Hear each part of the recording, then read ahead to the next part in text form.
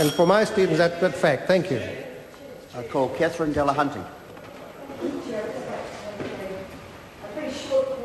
On the select committee, I was on the select committee, and I did have the privilege of actually hearing a number of the submitters, and I'd have to say that they were really fascinating people. It was very different from other bills that I've participated in. They were really, there was a fierce eccentricity about them which I found really interesting, and I think that's the science community debating the issue of humanities, which made it such a fascinating experience. And in terms of Part 7, even the issue of what the functions of the society are was controversial, because it was very difficult to find out from the various submitters any kind of idea of what they thought the society was and who was included and who wasn't. And I had an overwhelming desire to get out a whiteboard and do a flowchart, because it was really difficult to kind of understand where the members, the branches and the governing body defined themselves. And I think other parts of the bill are controversial, and we'll even talk about that. But even in talking about functions,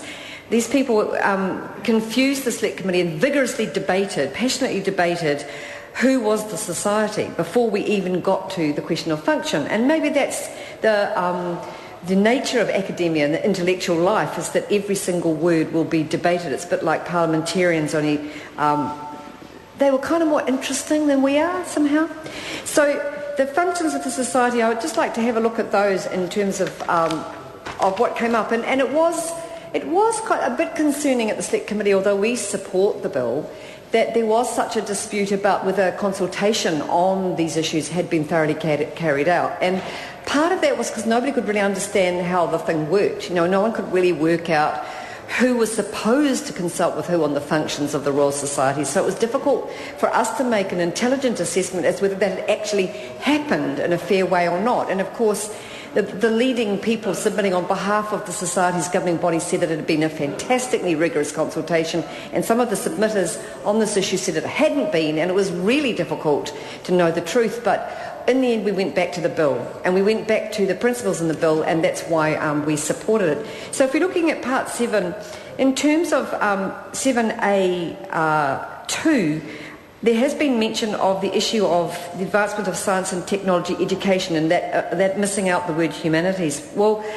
that is an issue, but I think what we have to be even more concerned about is that if we're talking about the schools and the curriculum in primary schools, since the introduction of national standards, there's been a deliberate attack on the idea that science is actually a crucial part of the curriculum. And I've had science teachers who might want to be guided by the Royal Society and have their input into the curriculum, telling me that they are losing professional development, they are losing opportunities to teach the curriculum in primary school because there's only literacy and numeracy, that narrow, very, very limited way of looking at what learning is. And so on the one hand, we have the Royal Society promoting the advancement of science, technology and the humanities. On the other hand, we have the government saying, actually, at primary school level, science is not important.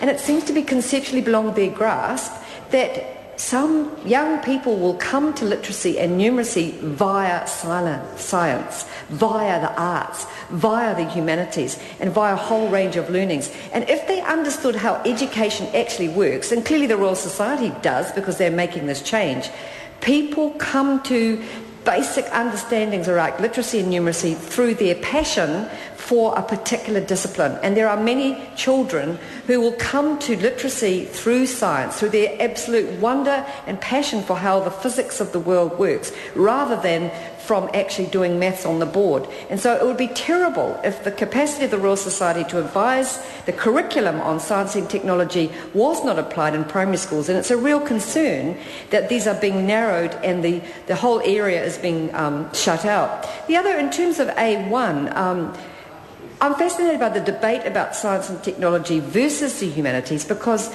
originally the science community and the Royal Society in Europe had a very elitist view of what was knowledge. It was a very patriarchal view of what was knowledge. It was a very materially defined view of what was knowledge, and it didn't include the essence of all knowledge is holism, that knowledge is about the connections between disciplines, and that a true knowledge of science requires an ability to understand what it is to be human, just as to understand humanity. Mr. Chair. Catherine Delahunty. I'd just like to continue a little further on with my dissertation on this, because I am interested in the idea of humanity and science being connected, and I am encouraged by this. And I'd also like to say that as somebody touched on earlier, the Rutherford Medal is part of recognising excellence. And tonight I was privileged to hear one of the medalists talking, Paul Callahan, and he was talking about that very connection between science, entrepreneurship in this country, and humanity. And his bottom line being, this must be a place where talented people would want to live.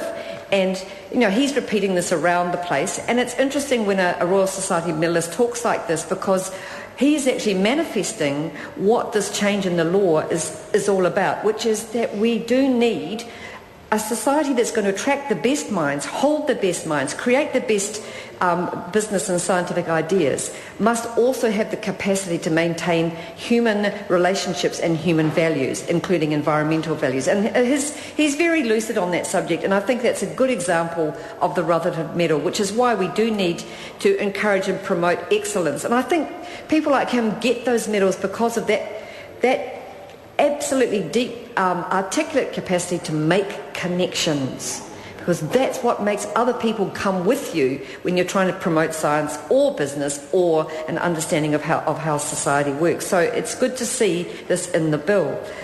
One of the other issues that I think Grant Robertson already touched upon was the issue of expert advice on public issues. And I lived for many years in the East Coast in the Tairawhiti, and even there, members of the Royal Society and people working for the Royal Society were active on issues that affected our community, mainly in terms of environmental science. But for those of us who didn't know anything about the Royal Society, it was heartening to see them play a role in issues like GE and issues like water quality, not only on the national stage, but also on the local stage. And we benefited in our community in the long debates that we had over things like sewage and water quality, to have people connected to the Royal Society actually participate in providing expert advice on important public issues. And I think that there is a real need in the public domain and in debate around science and technology issues and around humanities issues, that we do get some expert advice, and that our citizens actually know what they're talking about, because that debate is accessible, and the Royal Society has shown its ability to be accessible. So I'd just like to say, Mr. Chair, that I would have liked to have been here for the entire process of the Royal Society Bill. I actually thought it was really interesting being at the Select Committee. I would have liked to have been to more of it, although my primary responsibility is education, and I believe that David Clendon was here for most of the Royal Society Bill. But I'll not forget those people and their passion, and I think that we do owe them a debt as a society, that they provide us with both understanding and public awareness of science and technology, but also of the humanities. As a former social science teacher myself, I don't see a separation between these things. As a person committed to environmental issues, I can't see a separation between human values and the environment and the science that informs that. So I'd just like to commend these parts of the bill, because I do think this is very interesting, but I will never forget the debate at Select Committee about who they actually were as well as what they actually stood for. Thank you, Mr. Chair. Hilary Calvert. Mr. Chair, I move that the question be now put. The question is that the question be now put. Those of that opinion will say aye. Aye. Contrary, no. The ayes have it. Party vote. I'll ask the clerk for a party vote. New Zealand National. 58 votes in favour. New Zealand Labour.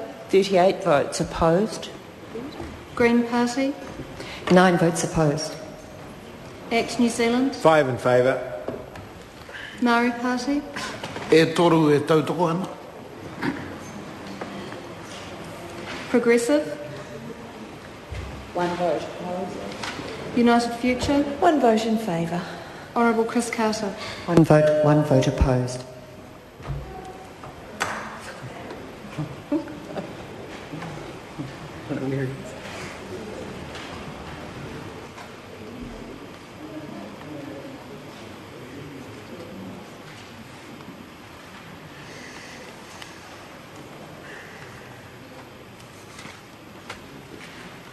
Members, the ayes are 67, the noes are 49. The question will be put.